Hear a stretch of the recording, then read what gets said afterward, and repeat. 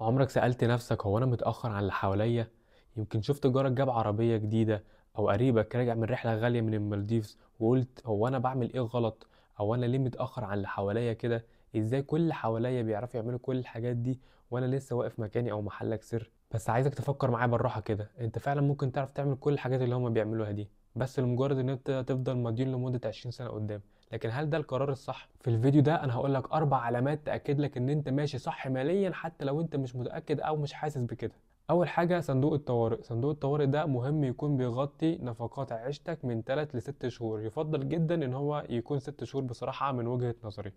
المهم ان هو بيكون بيغطي 6 شهور حياتك ونفقاتك الاساسيه فقط مش الرفاهيات، يعني سكن اكل شرب مواصلات بس. اي رفاهيات ما تتحطش في الحسبه دي، وتضرب الشهر بتاعك بتصرف فيه كام اساسيات وتضربه في 6 شهور، ما يكونش معاك اقل من المبلغ ده كصندوق طوارئ. صندوق الطوارئ ده معمول لاي سبب قهري ممكن يحصل لك بعد الشر، زي ان انت سبت شغلك او حصل مشكله لا قدر الله ومحتاج تروح المستشفى تتعالج. اي حاجه قهريه ما كانتش متوقعه او ما كانتش في الحسبان هي بتبقى موجودة عشان كده. في سبب تاني برضو مهم لصندوق الطوارئ ناس كتير ما بتتكلمش عنه، وهو راحة البال. انت اما تبقى عارف ان انت عندك صندوق طوارئ على جنب حاطط فيه فلوس حتى لو ما استخدمتوش بقية حياتك، مهم جدا صندوق الطوارئ ده يكون موجود عشان راحة بالك، تأكد لك ان انت عندك باك اب او عندك خطة بديلة لو حصل اي مشكلة او الدنيا وقعت منك لا قدر الله، لحد ما ترجع تظبط تاني او لحد ما ترجع تقف على رجليك تاني انت معاك اللي يعيشك 6 شهور من دلوقتي. ملحوظة مهمة قوي، صندوق الطوارئ ده مهم يكون كاش، ولا يتحط في ذهب ولا في شهادات ولا استثمار ولا اي حاجة، لان انت لما بتحصل لك مشكلة لازم تاخد من الصندوق ده فورا، مش هينفع تستنى.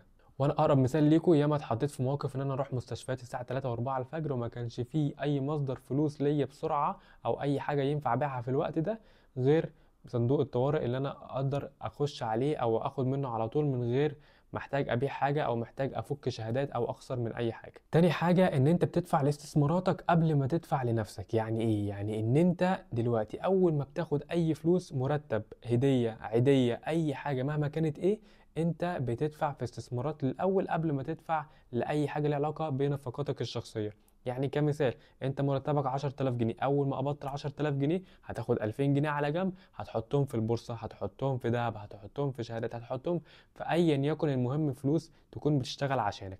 في 500 اداه استثماريه تقدر تستخدمها، المهم ان انت بتاخد جزء من الفلوس دي وبتحطها في استثمارات، علشان الاستثمارات دي بجد بجد هتنفعك قدام فوق ما تتخيل. والكلام ده مش بيبقى على المرتب بس، الكلام ده بيبقى على كل الفلوس اللي بتخش لك، اي فلوس حتى ما كانتش متوقعة، ده برضو حاجة كويسة جدا، بس برضو ما تصرفهاش كلها، خد برضو نفس الجزء منها، وليكن من 10 ل 20% على الاقل. انا بفضل 20% بصراحة، ما يقلش عن 20%، وتحطها في استثمارات في معينة. وانا برشح كحاجات سهلة ورخيصة في الاول هي البورصه وصناديق الاستثمار اللي موجوده جوه البورصه. تالت حاجه ودي بتبقى صعبه على ناس كتير قوي، هو ان انت تبقى رافض العيشه بتاعه المظاهر الكدابه. يعني ايه؟ يعني ان انت رافض ان انت حتى لو معاك الفلوس الكفايه انك تجيب احدث ايفون، او انت حتى لو معاك انك تجيب عربيه مرسيدس، انت برضو شايف ان العربيه اللي معاك دي بتأدي الغرض وما فيهاش مشاكل وما فيهاش اعطال، ومش محتاجه ان انت تجيب العربيه دي، لان هي لو جبتها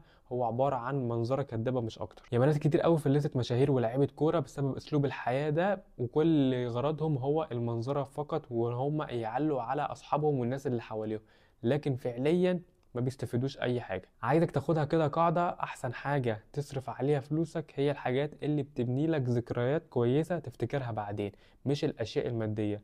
الايفون اللي انت بتشتريه ده هتنساه على طول، والعربيه اللي انت فرحان بيها دي هتقعد بيها شهر شهرين، لكن برضو مش هي الحاجه اللي هتقعد تفتكرها بقيه حياتك. لكن لو صرفت فلوسك دي على اكله جديده او سفريه في بلد بره او حتى تجربه جديده انت ما جربتهاش قبل كده، زي مثلا سباق عربيات او تجربه مرفهه معينه، التجربة دي هتفضل عايشة معاك سنين قدام. ودي فعلا الحاجات اللي بتستحق ان انت تدفع فيها فلوس، مش الحاجات المادية اللي معمولة لغرض المنظرة مش اكتر. دايما اسأل نفسك قبل ما تشتري اي حاجة، هل انا فعلا محتاجها ولا انا عندي البديل اللي يؤدي الغرض وزيادة. رابع واخر حاجة بقى ان ثروتك بتزيد حتى لو ببطء. يعني انت في سنين هتعدي عليك هتلاقي ثروتك بتزيد بطيء جدا، وزادت حاجة قليلة قوي عن بقية السنين، وسنين تانية عوضتها وزادت برقم اكتر من اللي انت كنت متوقعه.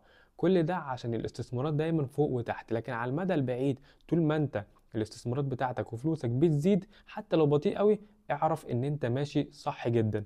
مش مشكلة ان هي زادت حاجة بسيطة او زادت حاجة كبيرة، دايما في سنين بتعوض سنين.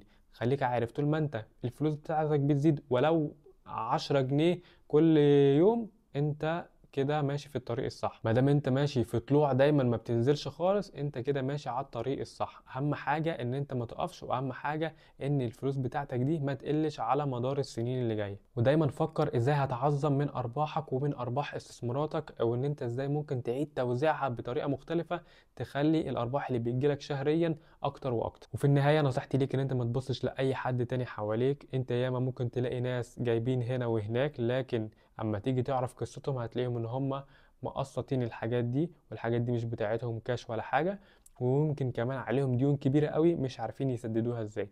كل اللي انت المفروض تقارن بيه هو نفسك دلوقتي وكمان شهر، دلوقتي وكمان سنة. انت كان معاك كام ودلوقتي بقى معاك كام؟ دلوقتي انت حياتك ماشية ازاي، اللايف ستايل بتاعك ماشي ازاي، بتاكل ايه، وكمان سنة بقيت عايش في مكان احسن، او بتاكل اكل احسن، او حتى بقى عندك عربية بدل ما كنت بتركب مواصلات. كل ما في تطور في حياتك هو ده المهم. دايما تقارن نفسك بنفسك بس، محدش ينفع تقارن بيك، ومحدش حياته زي حياتك. كل واحد ليه ظروفه المعينة اللي لازم يتصرف على اساسها ويعمل حساباته لوحده. هو لو عجبك الفيديو ده يا ريت تكتب لي في الكومنتس تحت وتقول لي لو انت عايز فيديوهات عن ايه تاني. هكون شاكر جدا لكل حد اتفرج على الفيديو ده لحد الاخر. سلام عليكم.